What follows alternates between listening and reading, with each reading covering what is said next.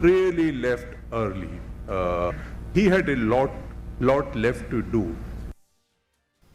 The state president of the National People's Party, W.R. Kharlukhi, has defended coal mining in the state, emphasizing its significance as a means of livelihood for local communities.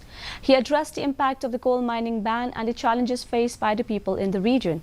Kharlukhi clarified that his stance on coal mining was his personal viewpoint, not the official stance of the government.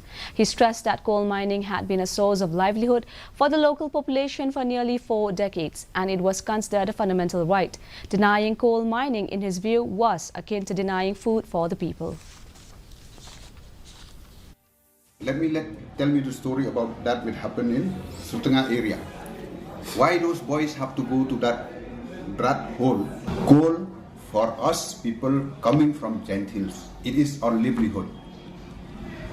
It is enshrined as a fundamental rights, and denying coal mining for my people from my district, which we have been practicing for nearly 4 decades, is like denying food for our people. How much it has affected the people there. I'm always for coal mining.